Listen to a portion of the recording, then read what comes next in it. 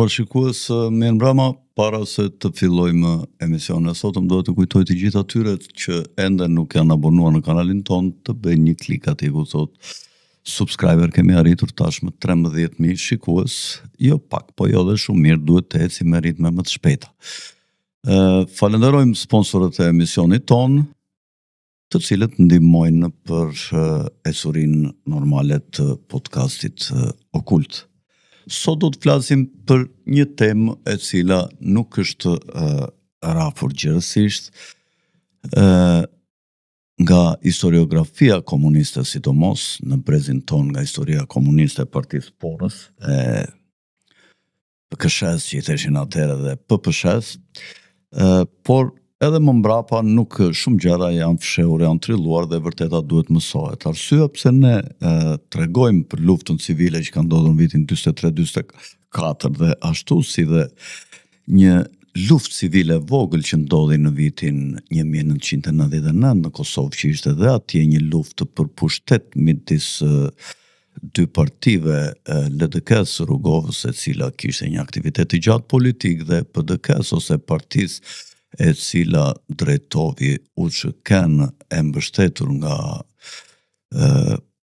Partia Socialiste dhe Fatosnanoja këtu në Shqipëri, ose komunistët e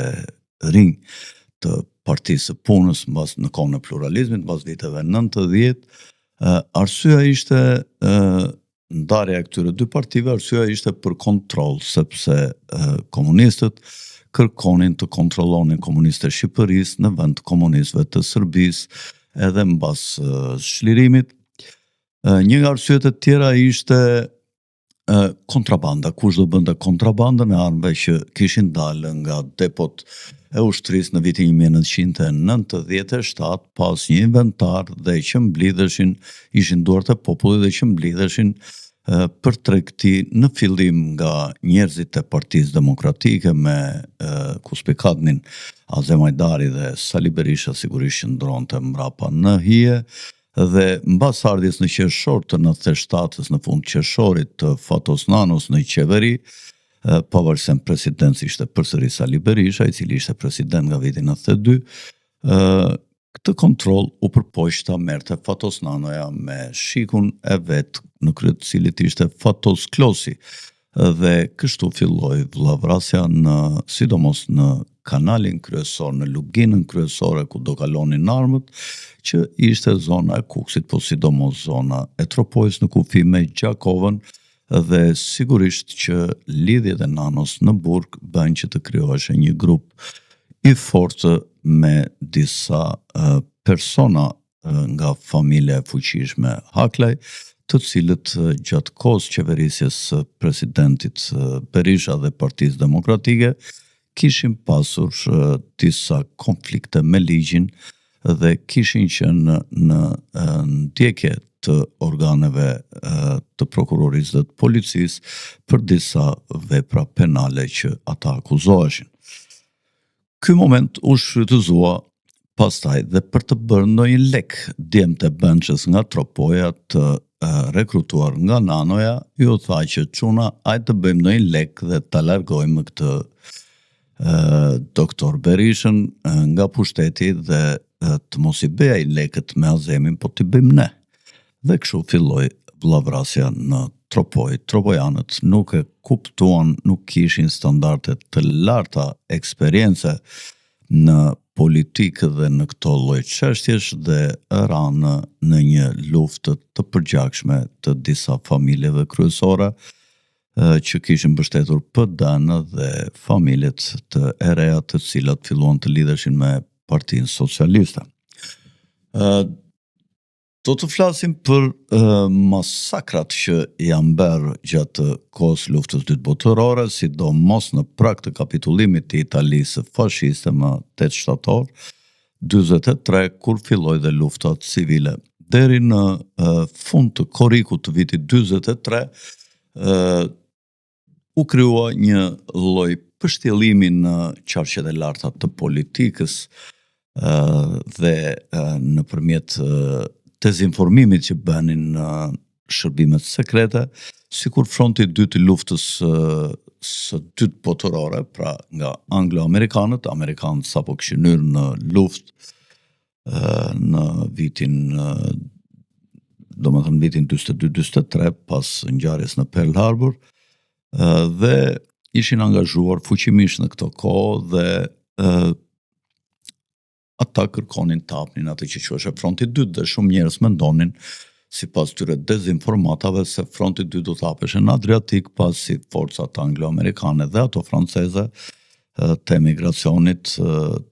kishin marrë jugun e Italisë dhe disa nga ishujt e detit Tiren, sidomos Sicilinë, dhe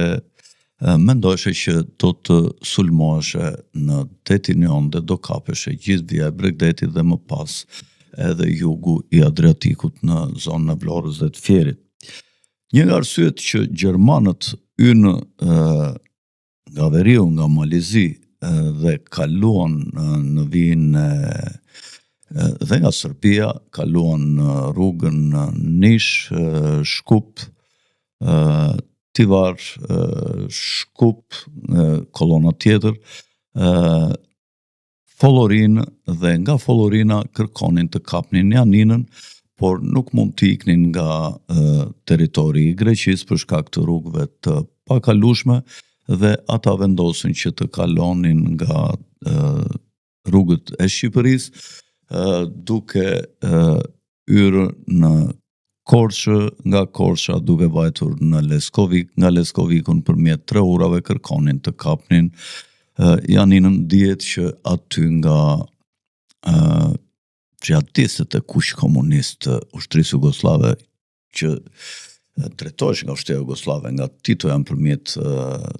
Dušan Mugoshës që vepronte në fushën e ushtrisë, kurse Miladini kishte linjat politike që komandonte shtabin e përgjithshëm dhe Partinë Komuniste Shqiptare, urdhrua që të goditeshe në zonat e fshatrave të cilat ishin jo shumë miqësore me komunistët e kolonjës, dhe sapo gjermanët autokolona e tyre e divizionit të parë malor, të cilat ishin njësit artilleristë regjimentit 79, grupi zbulimit 54, si dhe batalionit 3 i regjimentit 98, të cilët ishin nisur nga Follorina, si që thash, në datën 6 korrik. Dhe ju e dini ngjarjen, masakrën e Borovës, sepse pararoja e këtij grupi të gjermanëve kaloi në Borovë dhe pyeti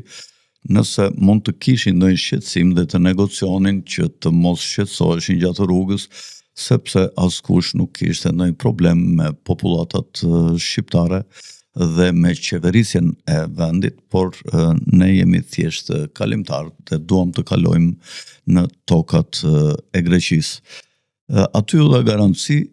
sepse ndodheshin nga të gjitha palët, që nuk do t'i prekeshe asnjë gjë, mirë po sa u kalua në një fshat më në jug të Borovës, në fshatin Barmash, aty në udhëheqjen e disa britanikëve, batalioni Tomori, goditi grupin i komanduar nga Riza Kodeli dhe me komisar Shuaib Panaritin, qëlluan disa pushkë mbi pararojën e gjermanëve, duke shkelur atë që gjermanët e konsideronin si vlerë të madhe tek shqiptarët, që ishte institucioni besës, ju ishte edhe besa që nuk do të prekeshin, dhe ata u goditën dhe për akmarrje në vendin ku ishte lidhur besa, pra në fshatin Borov, u kthyen toqen dhe bën masakra, dhe pikërisht ky ishte qëllimi i xhihadistëve të kuq, që të fusnin në asmëri dhe në armiqësi gjermanët me fshatarët e zonave të Shqipërisë, dhe që këta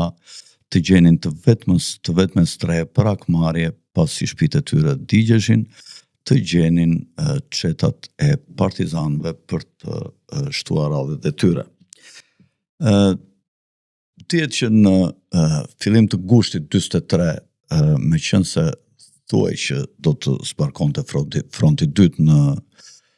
detin Jon dhe në jug të detit Adriatik, Partia Komuniste Jugoslave, e cila drejtonte gjithë veprimet luftarake nëpërmjet Dushanit dhe Miladinit, siç e u thash, u shqetësua nga kjo dhe kishte një rregull që ku do shkelte çizmja anglo-amerikane, do të kishte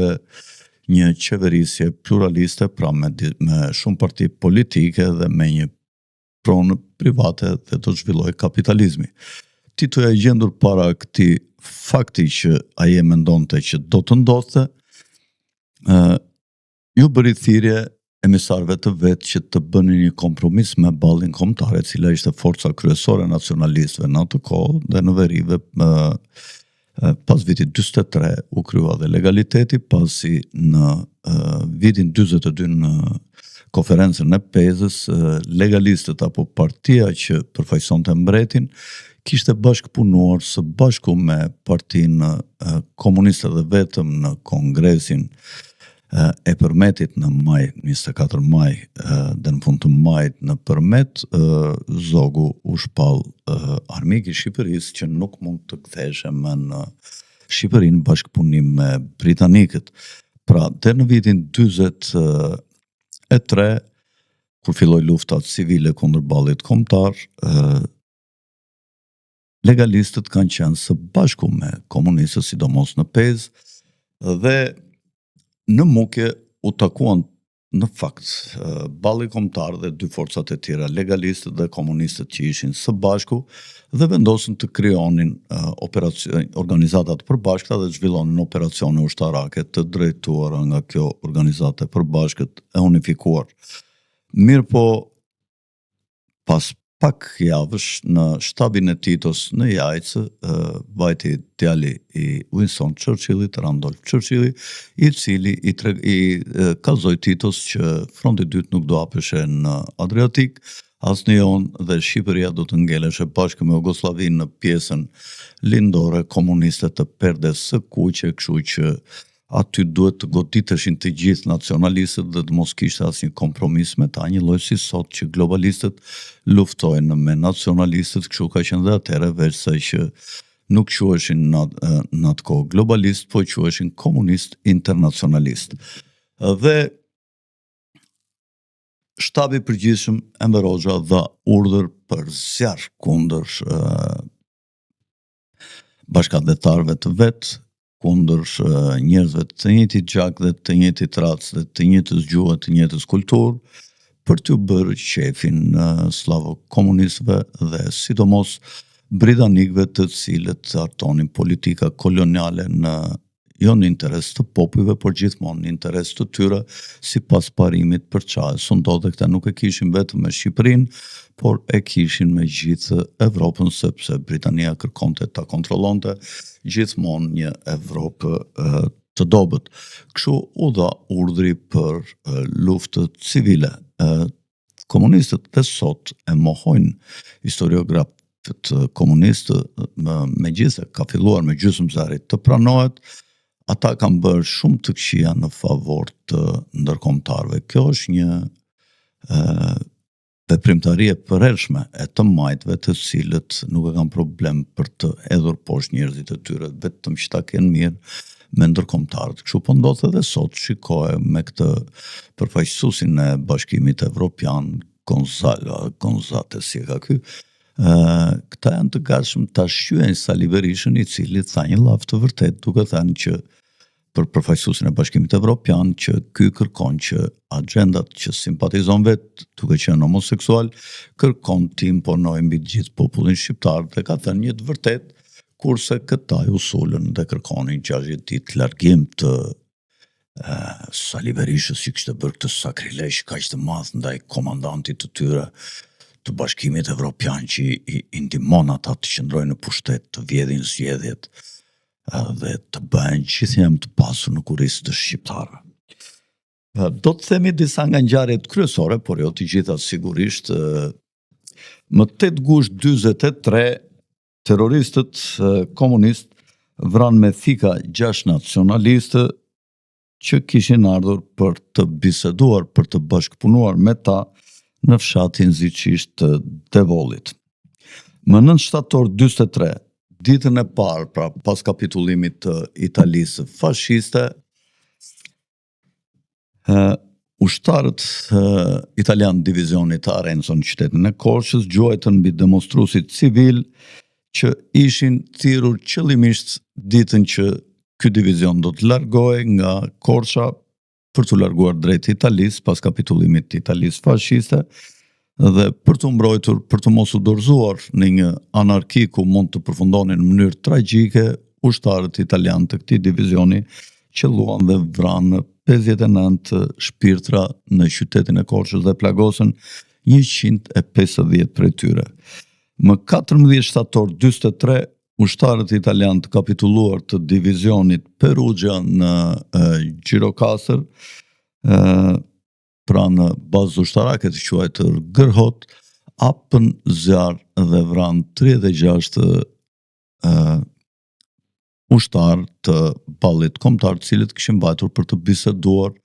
në lidhje me kushtet e kapitullimit dhe për të marrë në dorëzim armatimet dhe të përcjellnin me flamur të bardhë deri në portin e Sarandës të gjithë ushtrinë jugoslave, italiane fashiste, të cilët do të largoheshin për në vendin e tyre, për në dheun e tyre. Pra në vendit të ngjarjes ku masakruan 36 nacionalistët, ndodheshe majori britanik Tillman, i cili ishte bashkangjitur forcave vendore të partizanëve dhe ky bisedoi me generalin italian të divizionit Perugia, i cili quheshe Ernesto Ciminello, dhe i tha që ushtarët italian nuk duhet t'i dorëzojnë armët dhe materialet luftarake tek luftarët e ballit, por tek forcat e komunistëve dhe ishte kjo pra strategjia që kishin ngritur së bashku britanikët, Stalini, Titoja,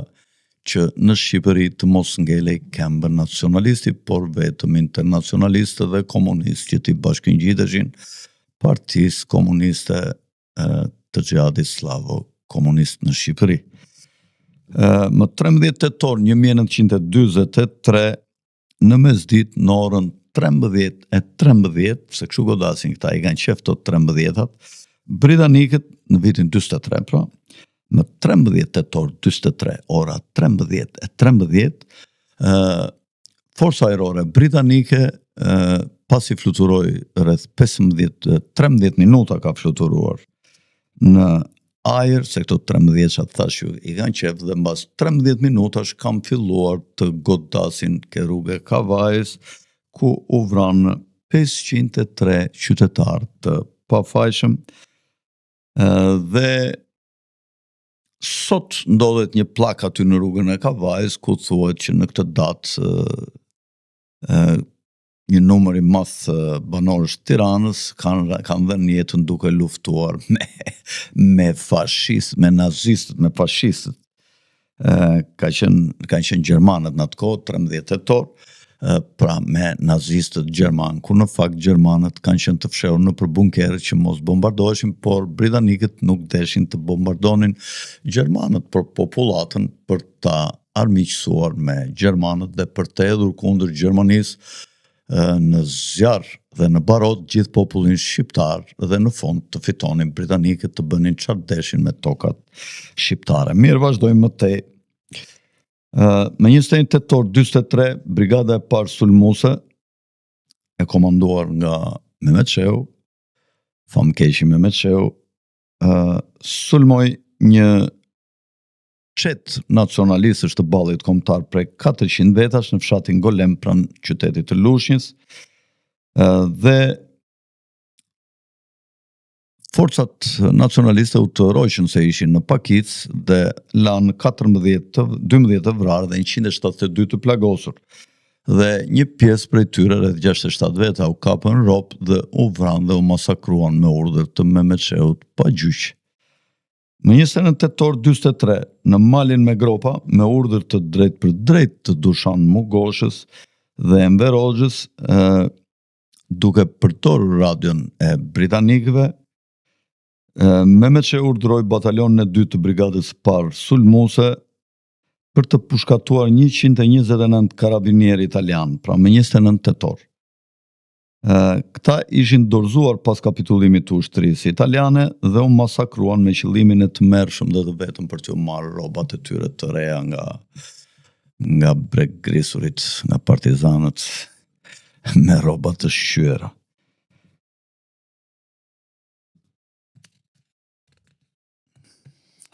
Gjithashtu, e njëjta ngjarje e afërt me atë që me skenarin e Borovës dhe të Barmashit, ku u bë masakra e parë e gjermanëve, që ditët e para që ata hyn në tokën shqiptare, ndodhi dhe në fshatin Vranisht, ku një grup gjermanësh, një patrull për 12 ushtarë gjerman, më 18 dhjetor 43, shkuan në fshatin Vranisht, ku popullata i pritin në mënyrë miqësore dhe aty ata blen produkte fruta dhe zardavate dhe produkte blektorale dhe u hulëm në të dalë të fshatit në një lëndim duke ushqyer dhe aty duke ngran ushqimin e tyre u goditën nga forcat partizane dhe u vran. Dhe si akmarrje ushtria gjermane ndërmori një sulm duke quajtur të pabes fshatin Vranisht të Vlorës dhe u dogjën shumë shtëpi dhe u vran 70 banor. Në fund të janarit 44 në krojën e Shipskës, si quhet në rrethin e Korçës, është një fshat mbi fshatin Boskopoj, partizanët korçar të udhëhequr nga famkeqi Manol Konomi torturuan, poshtëruan, masakruan, varën, pushkatuan dhe odhen në një varr masiv 185 banor të cilët nuk pranonin të bashkoheshin forcave të xhihadit slavo komunist. Terrori i këtyre të fundit arriti kulmin në qytete më 3 shkurt 1944, kur këta filluan të ndërmerrnin atentate në qytet kundër forcave që mbanin rendin, dhe në Tiranë u synua të goditej Kadrit Cakrani, i cili ishte një ushtarak dhe gjithashtu dhe ministri i brendshëm Xhafer Deva. Këta shpëtuan prej fatit dhe u vran njerëzit e tyre të afërt që i mbronin, por si kundër përgjigje këta bën masakrën e 4 shkurtit, ku u vran 13 veta nga ata që mendoj se ishin organizator dhe pjesëmarrës në atentatet e ndryshme. Më 14 shkurt 44, partizanët komunist pushkatuan 33 burra, gra dhe fëmijë në qytetin Libov afër Gjirokastrës. Më 5 mars 44, 2 batalionet brigadës parë sulmuese të komanduara nga Mehmet Shehu vran 22 burra dhe gra në fshatin Peshk në rrethin e Martaneshit në Shqipërinë qendrore. Më 7 mars 44, në komandën e Jugoslavit Dušan Mugosha, batalioni 3 i brigadës parë sulmuese i xhihadit slavo komunist, batalioni italian Antonio Gramsci dhe batalioni Reshit Çollaku kapën me tradhti në gjumë 500 antar të bandave para ushtarake të ballit kombëtar në fshatin e Dunicës së Mokrës, nga të cilët u pushkatuan 90 prej tyre nga 500 që u kapën. Në 28 prill 44, familjet e fshatit Finiq pranë Delvinës po dilnin nga mesha në kishën e fshatit dhe 3 skuadrone të britanikëve i qelluan me bomba dhe vranë të paktën 150 persona. Më 14:44, ditën kur po mbanin një mbledhje në qytetin e Përmetit, aeroplanët britanik, një lloj si në Korçë, rastin që u thash, vran 34 civil në Kavaj. Në qershor 44, një tjetër bombardim ndodhi, po një lloj nga britanikët afër qytetit të Tiranës. Më 8 gusht 44, brigada 5 sulmuese, e komanduar nga Shefqet Peçi, që ka qenë brigada më të mërshme, më kriminale e komunistëve, vrau 24 banor dhe dogji 20 shtëpi në fshatin Kurdari në rrethin e Martaneshit pas vdekjes së një partizani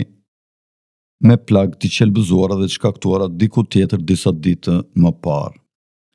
Por rrethi Martaneshit njihej si një rajon që ishte në mbështetje të mbretit Zog dhe kjo është shfrytëzuar, ky incident ose ky pretendim u shfrytëzua nga komunistët për të shkaktuar masakra dhe tmerr në ata që nuk ishin në mbështetje të tyre. Në qarkun e Lumës pranë Kukësit, brigada e 5 sulmuese përsëri hapi djallëzish luftë dhe vrau 2 fshatarë në fshatin Novosej më 18 shtator 44. Pastaj për t'i kundërvënë komandantët për t'i kundërvënë komandantit Muharrem Bayraktari dhe për ta nxjerrë atë nga lista politike në të ardhmen, më 18 shtator 44 partizanët u zon prit fshatarëve në fshatin Luzën, të cilët ishin duke shkuar në një xhami për lutje. Një luftë e ashpër shpërtheu si rrjedhoi dhe u vran 28 partizanë dhe 10 fshatarë. Gjatë javës së ardhshme brigada e 5 sulmuese e komunistëve, partizanëve me 26 shtator 44 mblodhen gjithë njerëzit e fshatit në vendin e quajtur Kroj Bardh dhe vran 22 fshatarë. Më 28 shtator 44, brigada e 5 sulmuese e xhihadit slavo komunist u kthye përsëri në fshatin Novosej dhe vrau 4 burra. Dushan Mogosha e kishte themeluar brigadën e 5 sulmuese më 20 janar 44 në rrethin e Vlorës.